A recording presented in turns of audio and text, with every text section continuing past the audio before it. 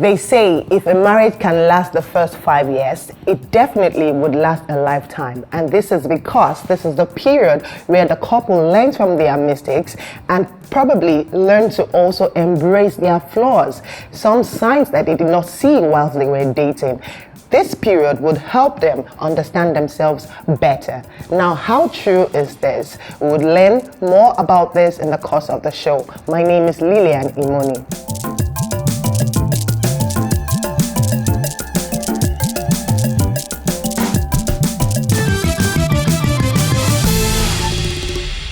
Welcome back. You are still watching The Amazons, where today we are talking about the first 5 years of marriage.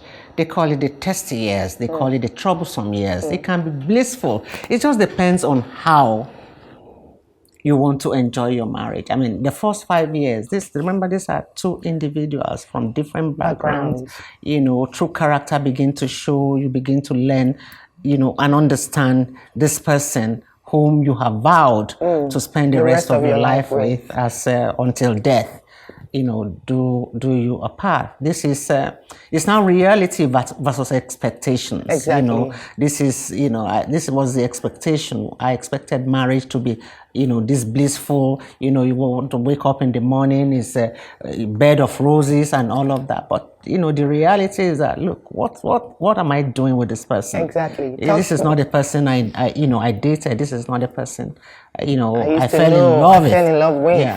So, talking about expectations, I think that's one of the major issues, you know, people have in marriages. Some people are not even ready. I mean, the guys still want to hang out with their friends and be like boys. Some ladies do not live up to the expected, you know, traditional roles of wives. You know, for instance, they feel like, you know, I don't have to cook all the time. We can do the microwave issue, you know, and some men want their food fresh. Perhaps when they were dating, it was never like that. They were always, you know, eating out. They always had that kind of fun. But the expectations begin to set in, and, you know, it begins to, you know, set the friction in the marriage. You know, there's expectations from the wife, expectations from the husband as well. you know, it also means that sometimes, you know, during courtship, you don't pay attention to details. True. You do not see this person in the 100% form, you know, character flaws altogether. You know, you do not know. Now it's obvious. Now it's before you. Am I ready for this? Sure. Is this what I'm going to live with for the rest of my life? Some people are, they have their habits hygienically. You have your habits. You know, some things are just not normal. Something as basic and as little as, okay, so where do I press the toothpaste from? Is it from the middle or from the you know, or from the bottom? You know, things like that. Anyway, we will get to talk more about this because we have guests who have been married for so many years. That's another thing. Some couples still get married for so many years. At the later part of their marriage, they are divorced. Some they don't stick up to when they begin to spend 10, 15 years together before they say, look, I've had enough. We'll be back after the break. You're watching The Amazons, where today we're talking about the first 5 years, the years of troublesome years, they call them in marriage. But we'll get to find out more after the break.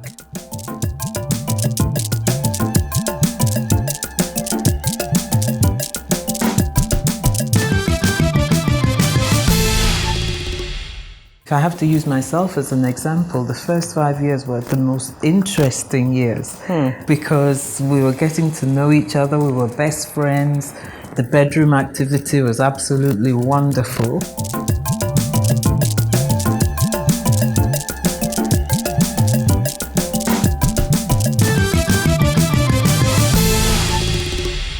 Welcome back, and if you're just joining us, it's The Amazons, your preferred family and lifestyle TV show. Now you can join the conversations on our social media handles. On Instagram, it's The Amazons Official NG.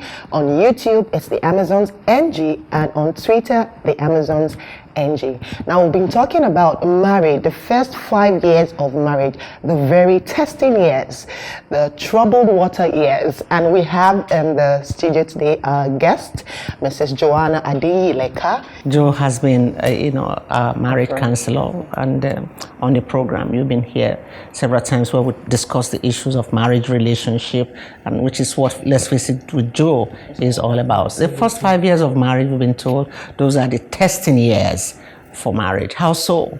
Actually, if you go out on the streets, you'll discover that it's not everyone that experiences these troubles in the first 5 years. If I have to use myself as an example, the first 5 years were the most interesting years, because we were getting to know each other, we were best friends, the bedroom activity was absolutely wonderful, and the families were friends, so we didn't have those problems. However, over the years, I've discovered that young people are going through a lot of issues, simply because there's so many interesting things going on out there. Like you have your friends, you have old classmates, people who, and you want to get on in life, you're at that time of your life, you really want to make money. There are so many important things that maybe in my own time were not that important. So the pressures that young people go through in early marriage is quite huge, to say the least. Okay, and we've also been told that, those who did not have a long courtship, that it's best to be friends with your partner first before you really, take the decision to be together for the rest of your life. How does that impact on the longevity of marriage? Is very, very important, because once you are friends, you communicate. And communication is the bedrock of any successful relationship, whether it be marriage, business, no matter what it is. So two people coming together who have come into that thing called marriage as good friends are likely to overcome any obstacles that they may be faced with. So I would like to ask you, what really causes the problem in this first 5 years between a man and a woman? What really? She mentioned those little issues like the pressing of the toothpaste, do not use my towel, I want my food served fresh. Can you throw more light on these other issues that are really on the scene? Yes.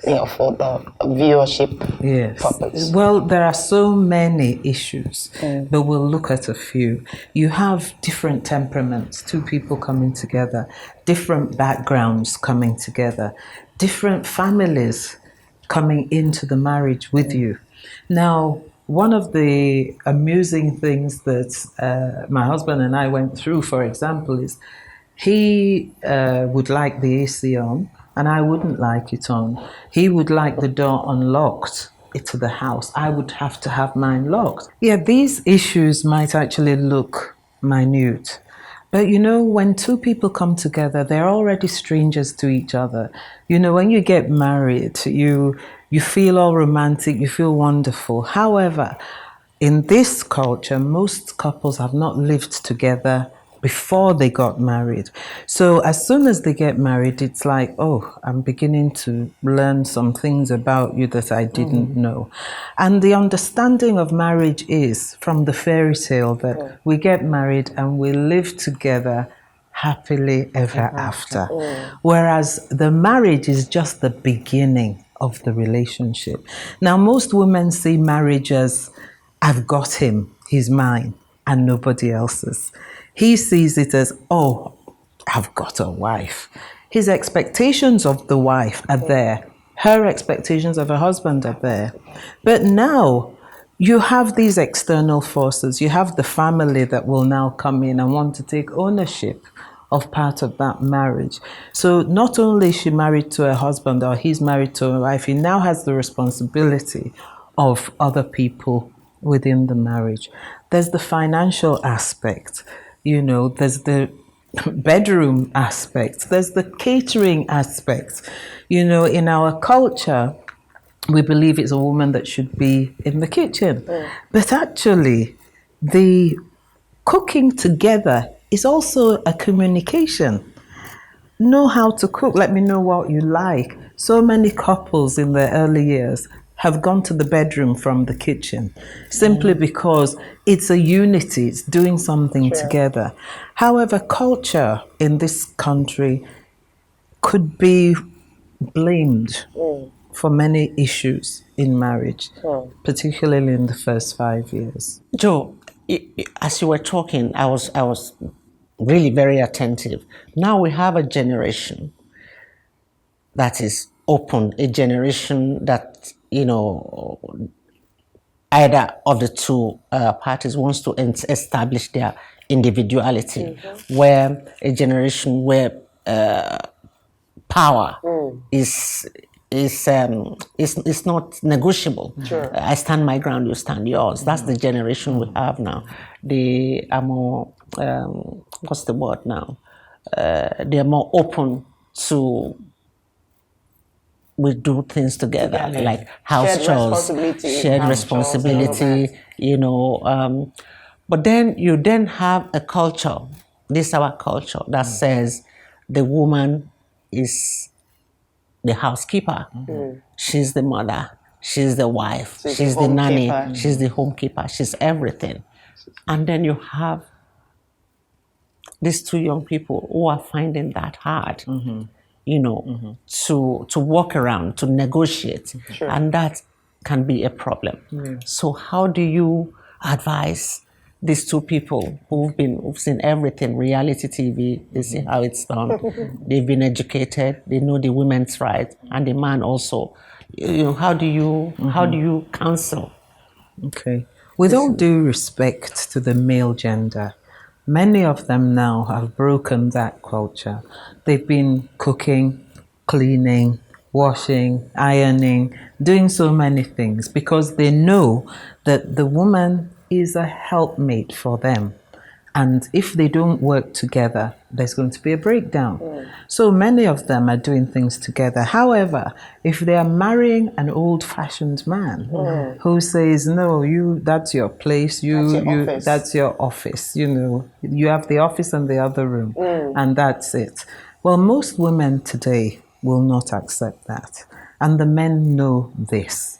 And that is why many marriages are experiencing these problems in the early years, because if they can, before marriage, two people need to sit together and communicate their plan for their marriage. What do we do? How soon do we want children? How are we going to assist each other in these early years? How do we plan our DNA for our marriage? They have to do that. If you're married to a man who says, for example, my family is very important and they come first, definitely over time it's going to be an issue. And that is why many women will say, look, I was not sent to school by my father and my mother to just be a slave for you. So there must be that understanding between the two. Social media has opened so many windows for women. And women have said, no, I'm not going to do what my mother did or my grandmother did. Now you accept me, you respect me, I will respect you, but we both have a path, a purpose for our life, and we must fulfill it. Wow.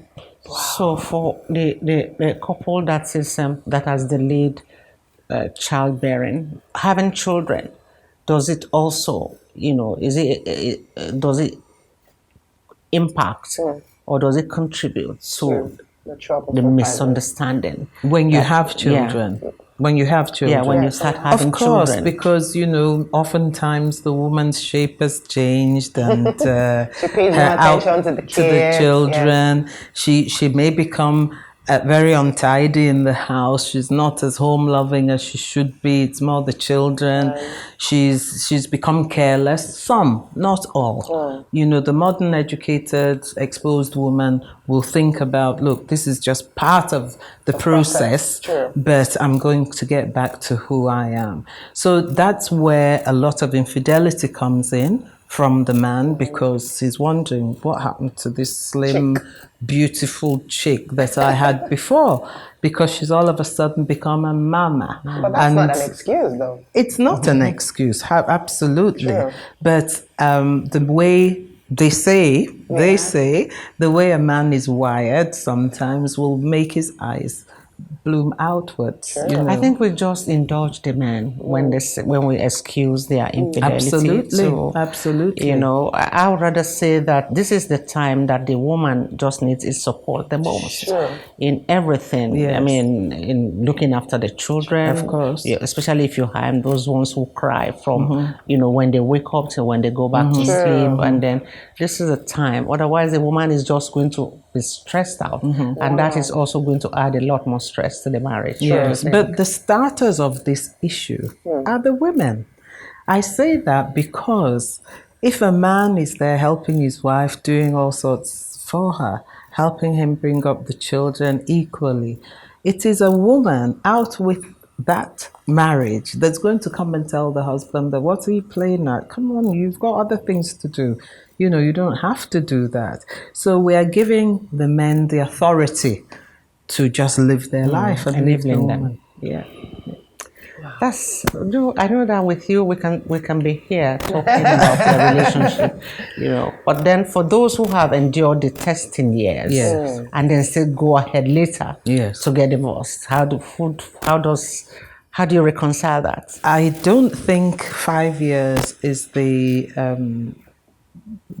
center point that we are looking at. What you have just said, Aisha, can happen at any time. You know, it's a lot of people enjoy the first 5 years of marriage. A lot of people enjoy the first 35 years of marriage, but something happens at the end. So it's about the couple. It's about communicating. It's about having that bond between each other that, look, we will face obstacles. Things will happen. However, we are going to pull through this. Yes. Thank you so much, Joe. Of course, like she said, we could trust that, you know, sharing your experiences and professionalism in what you do as a counselor would have a very, very healthy and, you know, robust conversation. And like you've all heard her, the first 5 years can be either, you know, enjoyable or you endure it, but however, there are ways that you can make it work and enjoy it.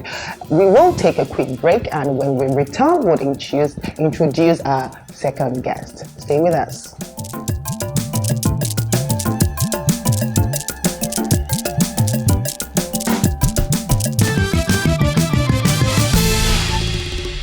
Maybe somebody doing a research or somebody had gathered some data and had seen that a lot of marriages crash in the first 5 years, just like in business. Who in the Silicon Valley will tell you most startups fail in the first 3 years of operation.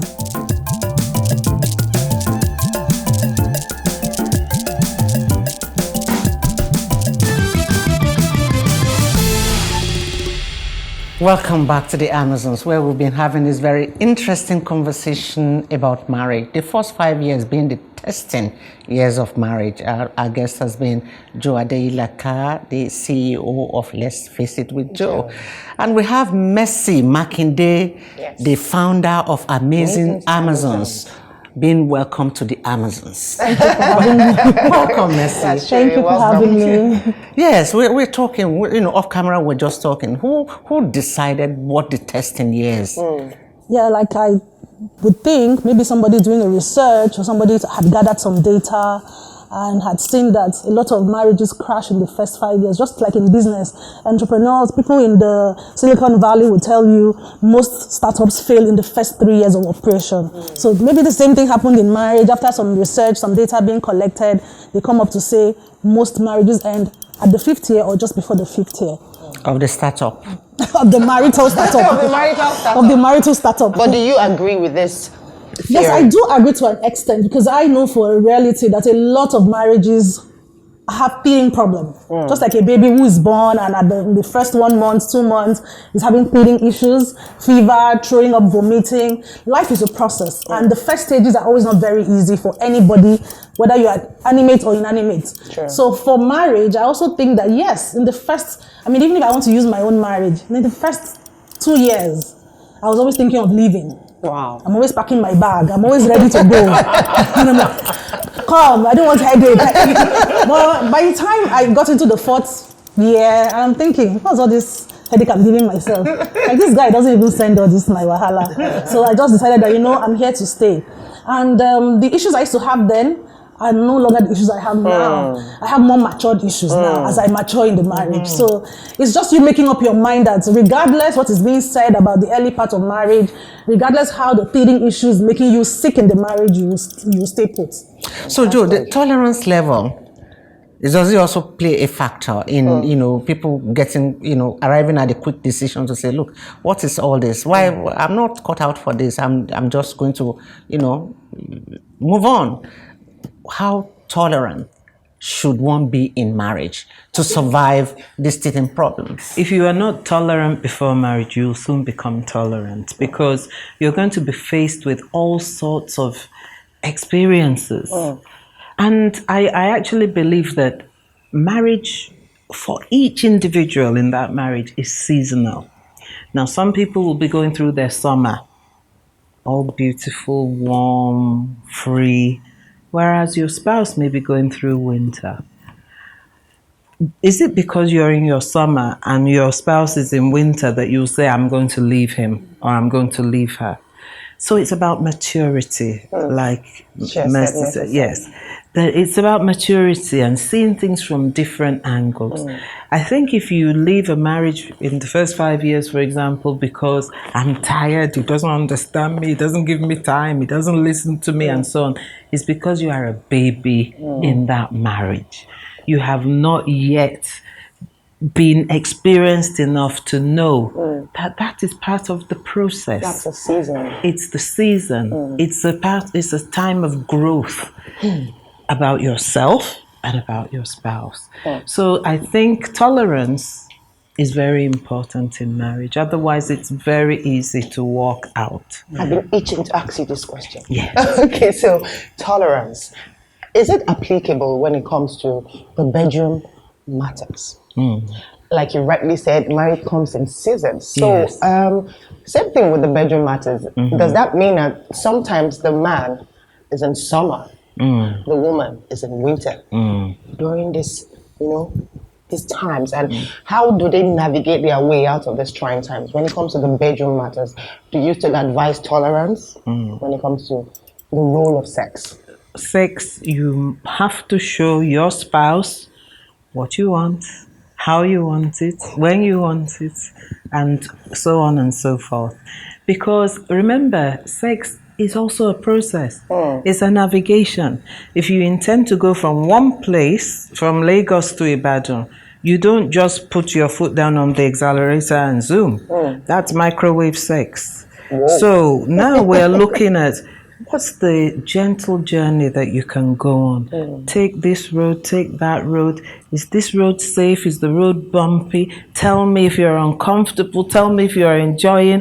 That's what we need to be doing. You cannot believe that just because something feels good for you, it also feels good for your partner. spouse. True. So, again, communication. You have to communicate what you want.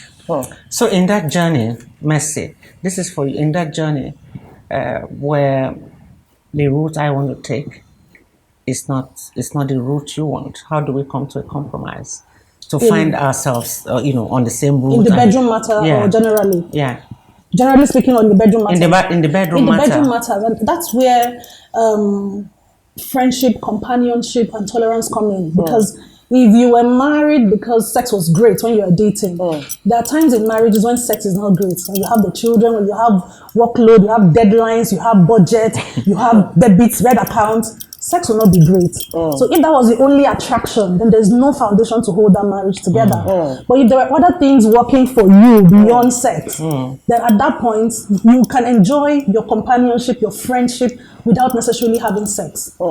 But those ones that really are friends and they remain friends, you know, they say you live together and they last for years. But as soon as they tie the knot, the problem surfaces. Yes. Yeah. So what It's would the you unrealistic expectation I've just spoken about. You see, and another thing is, I say this all the time, marriage is a bale of okrika. You don't know what is inside until you open it. So for some people, you might not really know their true self until you actually marry to them. Okay, so even after living together for that number of years, Because you want him to tie the knot, so you put up an act. Because the guy too wants the lady to have his baby and eventually agree to marry him, you know, and we play each other, the men, the women. So it's not only a thing that women do. Sure. Men do it too. But I had a friend who was with her boyfriend for 18 years. And in that 18 years, they had 3 children. They now decided to tie the knot, and their marriage lasted 1 year. See that? I also know a family see friend that? like that. So Same thing, yes. So really, there's no manual. There's Exactly. none There's no whatsoever. Well, that's been the program. Messi, thank you so much. It was quite. I got some revelation. When you were talking. Maybe my marriage didn't last, you know, for the many years that I would have loved them to last for, because I didn't have this, you know, this background, this discussion, you know, and I talked about counseling. Nobody really taught you or bring to your knowledge that these are the problems you might face. Yeah. They are not unusual. And that's because we prepare so much for the wedding, but we don't prepare for the marriage. So we've had this conversation, and we know that we are not here to make any judgment. We just talk. And we hope that we have educated you and that you have taken something out of this. For those whose marriages are struggling, I hope you've been able to learn one or two things on this program today. And for those who have a blissful marriage up until now, we hope it continues for many more years to come. Until we see you again next time. Bye-bye.